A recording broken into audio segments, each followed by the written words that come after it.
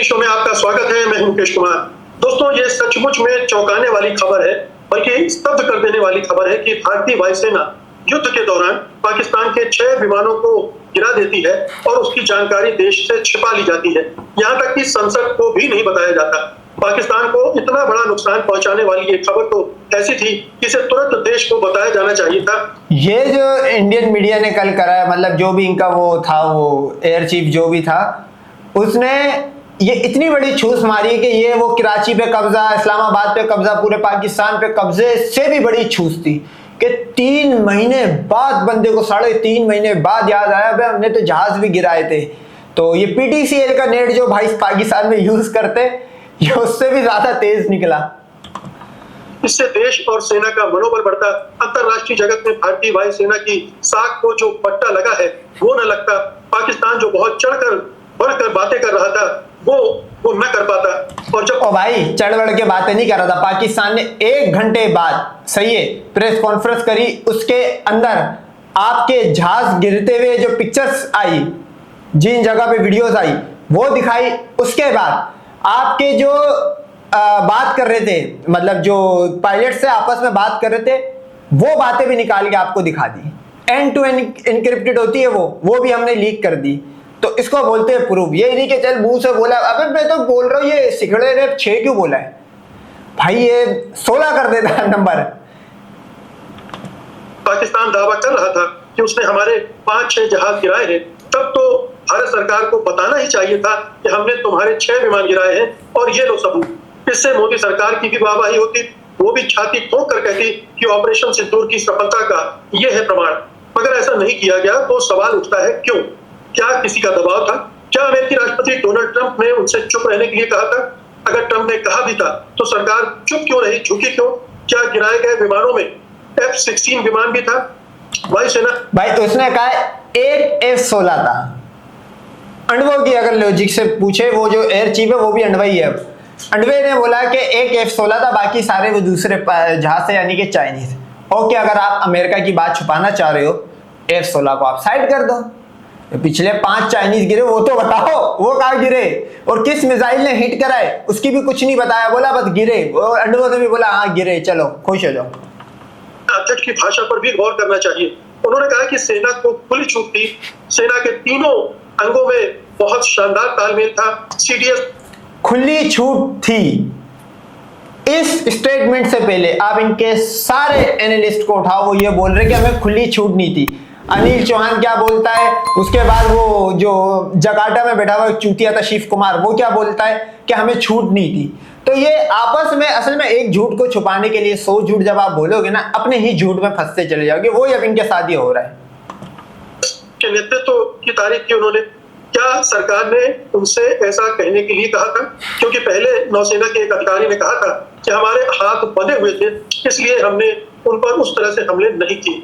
सबसे बड़ा सवाल यह है कि इस जानकारी को देने के लिए यही समय क्यों चुना गया? क्या दबाव में युद्ध विराम करने की वजह से हुई फजीहत का ये डैमेज कंट्रोल है, या ये ध्यान भटकाने की कोशिश है?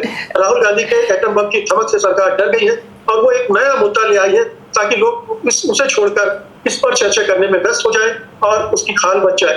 ये तमाम सवाल है जिन पर आज हम बात करने जा रहे हैं। और इस बातचीत में हिस्सा लेने के लिए जो मेहमान हमारे साथ हैं, आप स्क्रीन पर देख रहे हैं, 3 बहुत ही वरिष्ठ पत्रकार हमारे साथ हैं। हमारे साथ श्रवण गर्ग हैं, नरेश कौशिक हैं और शीतल पी सिंह हैं। आप सबका कार्यक्रम में बहुत बहुत स्वागत है। श्रवण जी, आपसे शुरुआत करते हैं, क्योंकि ये खबर ऐसी है, बड़ी अजीबोगरीब है। मतलब ये युद्धों के इतिहास में पहली बार शायद ऐसा हुआ होगा कि किसी देश ने अपनी सेना के उस वीरतापूर्ण कार्रवाई को उस समय रिवील नहीं किया।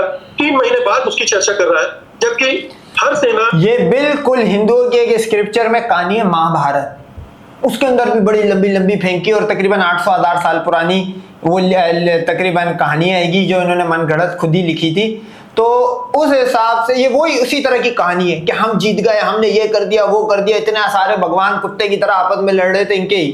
तो ये वही महाभारत वाली कहानी हुई है ऑपरेशन सिंदूर में। हर देश ये करता है कि अपनी उपलब्धियों को बढ़ा चढ़ाकर बताए ताकि दूसरे पक्ष का मनोबल गिरे और भारतीय अपनी सेनाओं का मनोबल बढ़े। यहाँ उल्टा हुआ क्यों? आपको क्या लगता है? देखिए, बहुत इम्पोर्टेंट टाइम है हमारे लिए, और ये एयर चीफ मार्शल ने जो कहा ऑपरेशन सिंदूर के 3 सप्ताह बाद क्या कहा था और आज 3 महीने बाद क्या कह रहे हैं, ये इम्पोर्टेंट है। दोनों की तुलना करना बहुत जरूरी है कि 3 सप्ताह बाद उन्होंने CIA के फंक्शन में क्या कहा और 3 महीने बाद उनको ये क्यों कहना पड़ रहा है। इसमें बहुत सारी बातें छुपी हुई है मुकेश जी। ये मैं आपको थोड़ा सा बता दूं क्यों कहना पड़ रहा है, क्योंकि अब जो ट्रम्प है वो सिर्फ ये नहीं बोल रहा कि मैंने सीज फायर करवाया है, अब वो ये भी 3 से 4 बार बोल चुका है कि 5 से 6 जहाज गिरे, 5 से 6 जहाज गिरे। तो अब ये अनुभव को एक नया चूरन देने के लिए 5 से 6 जहाज गिरे वाली कहानी को थोड़ा सा कवर करने। साधारण बात नहीं है, ये एक बहुत बड़े पॉलिटिकल क्राइसिस का भी टाइम है और हमारी एयरफोर्स के लिए बहुत जबरदस्त टाइम है क्राइसिस का।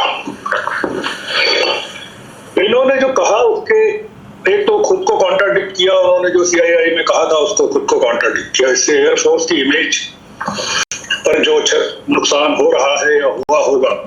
एयरफोर्स की इमेज है ही कहाँ भाई, 6 जहाज गिरा लिए, अब तो एयरफोर्स तुम्हारी बची कहाँ है, औकात क्या है इसकी, वो अलग है। इंडोनेशिया में नेवी के जो अटैचे हैं उन्होंने जो कहा था उसको कॉन्ट्राडिक्ट कर रहे हैं, मतलब अपनी ही फोर्स को कॉन्ट्राडिक्ट कर रहे हैं।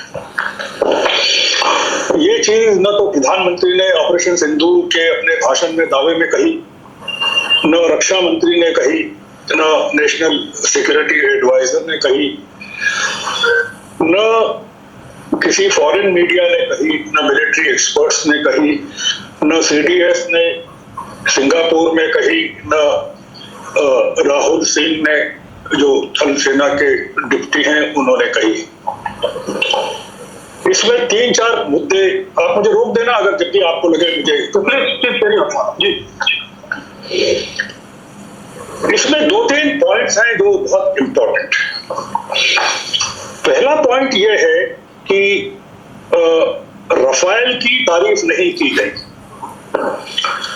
इस पूरे जो इनका जो इन्होंने कहा अमरप्रीत सिंह जी ने रफाल का नाम नहीं लिया।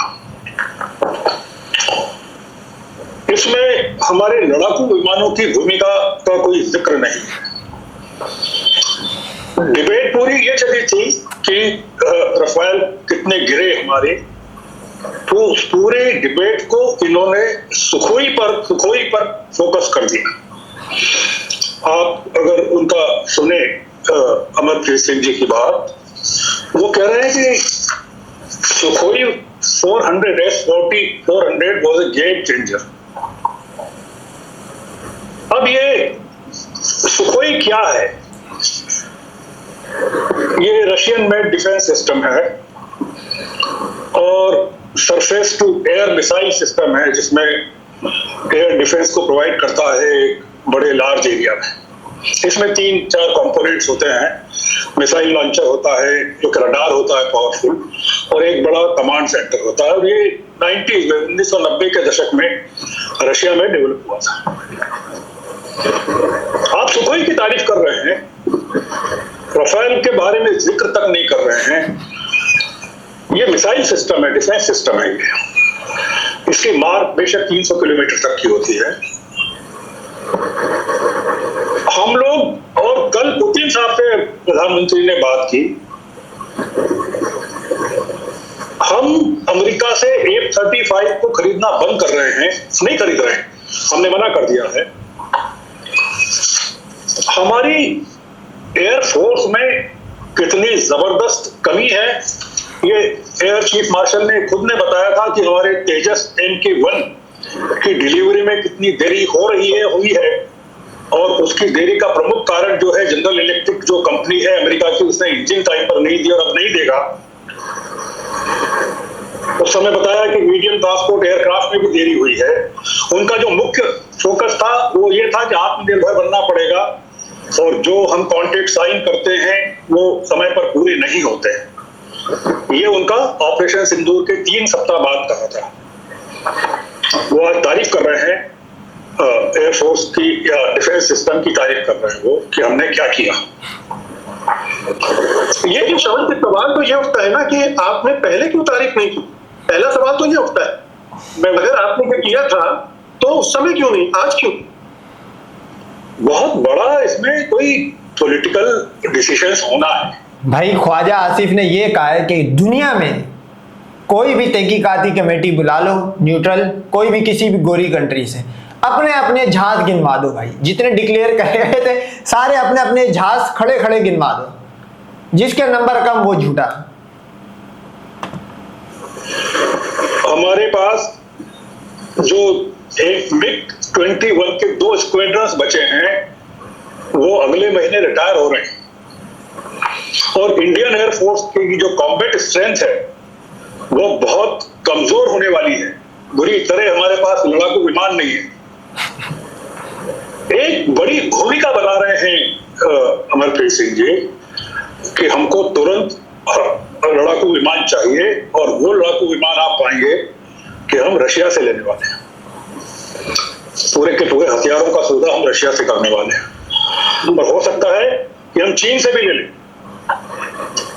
एक ये इसको आप ये मत लीजिए कि आरोप मत बताइए इसमें कि उन्होंने तब क्यों नहीं कहा, अब क्यों कह रहे हैं। आप इसमें ये ढूंढिए कि टाइमिंग क्या है इसका आज, और क्यों जरूरत पड़ी अमेरिका से जो लड़ाई चल रही है उसके दौरान। ये पूरा का पूरा ये मैं इसमें कोई राहुल गांधी और इलेक्शन कमीशन का रोल नहीं देख रहा हूं, ये डिबेट को भटकाने का भी नहीं, ये एक अलग मसला है। और ये अलग मसला, इसमें जो इम्पोर्टेंट है वो ये है, रफाल नहीं गिरे वो ये कह रहे हैं, हमने कितने उनके 6 विमान गिराए वो ये कह रहे हैं। तो अब तो जिस कंपनी ने जहाज बनाए थे उसने भी भाई बोल दिया कि हाँ गिरा है, उसने भी बोल दिया कि गिरा है। तो मेरी समझ से बाहर है। अच्छा, वो जो बाहर इनका वो बैठा हुआ था शिव कुमार, वो अपना अलग मान रहा है। जब सब मान रहे, ये कल सिखड़े को किसने पिन करके भेजा कि बोला जा बोल दे, वैसे भी हमने इतनी लंबी लंबी फेंकी, कराची कब्जा कर लिया था तो ये भी फेंक दो। बोलो बाबा सामने वाले की भी 6 गिराई, बोलो बराबर कर दो। आज कौन से थे, एक कौन सा था ये बता रहे हैं। और सबसे बड़ी बात ये कह रहे हैं कि कोई पॉलिटिकल इंटरफेरेंस नहीं था, हमारे हाथ नहीं बंधे हुए थे। आप पूरे के पूरे नरेशन को अपने ही लोगों के नरेशन को, अपनी आर्मी को, थल सेना को, नेवी को, पॉलिटिकल सिस्टम को, संसद को, अपोजिशन को एक झटके में पूरे के पूरे डिस्कोर्स को आप मिस्टीरियस बना रहे हैं, सस्पिशियस बना रहे हैं। तो ये जो इसकी ध्वनि है, हम अमरप्रीत सिंह पर कोई आरोप नहीं लगाना चाहते, बहुत बहादुर है वो, चीफ मार्शल हैं, हमारी सेना ने बहुत बहादुरी की है। हम इसमें भाई अगर फनकार को, फन करने वाले को फनकार बोलते हैं और कल बनाने वाले को कलाकार बोलते हैं, तो इस हिसाब से, मेरे हिसाब से गान बनाने वाले को ना शायद इंडिया बोला जाएगा कि ये अभी भी इस टाइम भी बोल रहे कि हम जीत गए। मतलब दुनिया भर से जूते खा रहे, सही है, दुनिया भर की रिपोर्ट्स, बड़े बड़े मीडिया आउटलेट्स में खुल खुल के लिखा है, किसी ने अब तो सेंसर भी करना छोड़ दिया, खुल खुल के जूते मारे। प्रेसिडेंट ट्रंप जिसने सीजफायर कराई 2 बंदों के दरमियान, वो बोल रहा है कि 6 जहाज गिरा डाले पाकिस्तान ने, उसके बाद भी ये इस चीज को ग्लोरीफाई कर रहे हैं। तो आप सोच सकते हो कि मूर्ति पूजा वाले जो होते हैं, ये क्यों इनके साथ खाना भी मना करा इस्लाम में, ये वजह है। क्योंकि आप कोई लॉजिक की भी बात करोगे तो ऐसा ना उनको बुरी लग जाए, तो इस वजह से मामला खराब हो। इनके साथ खाने का भी मना करा मूर्ति पूजा वाले को। सोचो ना यार, 200-250 रुपए की हाथ की बनी हुई मूर्ति की पूजा करने, उससे उम्मीद लगाने वाले से आप क्या उम्मीद रखोगे? एंगल ढूंढ रहे हैं कि पॉलिटिक्स जो है वो इनको, इनके कंधों पर चल के बंदूक चला रही है। बिल्कुल, तो इसी मुद्दे पर बात, जी बिल्कुल आपने सही कहा। और मैं बहस को इसी तरफ ला रहा था कि नरेश जी, अगर ये खबर उस समय नहीं बताई गई तो उस पर क्या पॉलिटिकल प्रेशर हो सकता है, क्या दबाव हो सकता है, कि ट्रंप का दबाव था, किसका दबाव था, तो इतनी बड़ी खबर उस समय नहीं बताई गई और अब बताई जा रही है। तो सेना का क्या इस्तेमाल किया जा रहा है अपने पॉलिटिकल पर्पस के लिए? अनम्यूट कर लीजिए।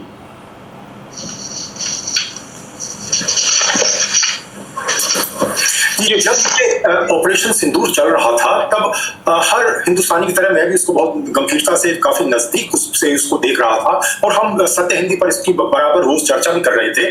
उस समय अंतरराष्ट्रीय मीडिया में ये सवाल बार बार उठ रहे थे कि भारत ने क्या खोया है, क्या पाया है।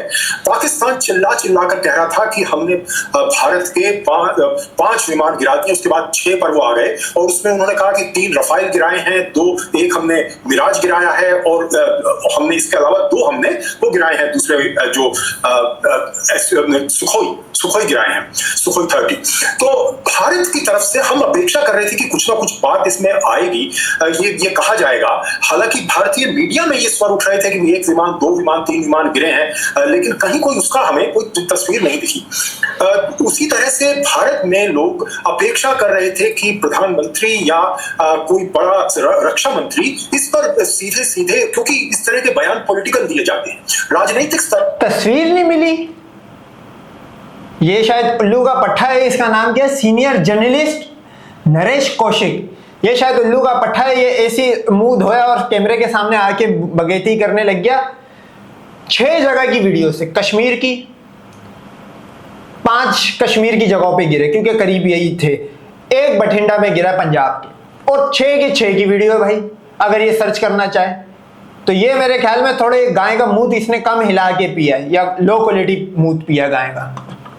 पर कोई बयान, आपको याद होगा प्रधानमंत्री ने कई दिन के बाद में अपना भाषण दिया था जब वो सब खत्म हो गया था उसके बाद, जबकि लोग अपेक्षा कर रहे थे कि भारत अगर युद्ध में इन्वॉल्व है तो भारत ही नहीं पूरी दुनिया में अपेक्षा कर रहे थे, लोग उम्मीद कर रहे थे और ये उम्मीद कर रहे थे कि आप क्या भारत की इसमें नीति या भारत का ने इसमें क्या हासिल किया है, क्या इसका भारत का उद्देश्य था। और सीधा सा सवाल था ना नरेश जी, बहुत सीधा सा सवाल है कि आप युद्ध लड़ रहे हो, युद्ध में कंपटीशन होता है, दोनों पक्ष बढ़ा चढ़ाकर दावे करते हैं, आपके पास इतनी बड़ी उपलब्धि थी। तो भाई बड़ा चढ़ा के नहीं करते, सही है। हमने जितने तुम्हारी चीजें जगह तबाह करी, CNN रिपोर्ट कर रहा है, सही है, फॉक्स न्यूज कर रहा है, हम तो रिपोर्ट कर ही नहीं रहे। हम तो चाह रहे कम डैमेज दिखे, क्योंकि हमने जितने तुम्हारा कब्रिस्तान बना दिया पूंछ राजौरी का, हमारे पे ह्यूमन वायलेशन के पर्चे आ जाएंगे, तो इस वजह से हम तो चाह ही नहीं रहे। दुनिया कर रही है रिपोर्ट, तुम्हारी तरह थोड़ी है कि हम यहाँ पे बड़ा चढ़ा के बोले कराची मुंबई फतह, दिल्ली फतह, राम भड़वे का मंदिर तबाह कर दिया, अयोध्या गर्क कर दिया। इस तरह की खबरें हमने नहीं चलाई, आपके मीडिया चला रहा था। और आप उसको निकल क्यों गए? देखिए मैं उसी पर आ रहा हूं, हो सकता है बेनिफिट ऑफ डाउट मैं अगर भारत की वायुसेना को दूं कि हो सकता है कि उनके पास में पुख्ता जानकारी तस्वीरों के साथ उस समय उपलब्ध ना हो जो उनको बाद में उपलब्ध हुई है, लेकिन मुझे अच्छा बाद में जो उपलब्ध हुई है वो शो कर दे भाई, वो ही शो कर दे। तो अभी भी थोड़ा सा अचंभा होता है कि इतने दिन उसको, देखिए ये भी कोई भी चीज होती है उसको रिलीज करने की टाइमिंग बड़ी इंपॉर्टेंट होती है। तो मुझे लगता है इस टाइमिंग के पीछे हो सकता है जो आपने राजनीतिक जो इस समय मुश्किल है उसकी तरफ आपने संकेत किया, ये हो सकता है, लेकिन मुझे इसका पक्ष दूसरा लगता है। मुझे लगता है कि भारत और अमेरिका के बीच जो इस समय खटास रिश्ते में आई है ट्रंप के उसकी वजह से, और भारत रूस की तरफ अब फिर से तेजी से बढ़ रहा है। रूस का तो बेड़ा गर्क कर दिया, रूस का तो S-400 वहां अपनी कंट्री में, झांटू सी कंट्री, यूक्रेन से नहीं वो कर पा रहा, धड़ाधड़ मिसाइल आके हिट हो रहे, ड्रोन आके लग रहे, तो S-400 के तो ऑपरेटर मारे गए ना भाई। जो राम बाबू थे वो कैसे मारे गए? S-400 उसका तो, रूस का तो सारा वेपन तबाह, खत्म, उसकी तो कहानी खत्म, मार्केट तबाह। वो तो खुद चीन के सहारे जी रहा अगला, उसकी तो फटे हालात हुए वे।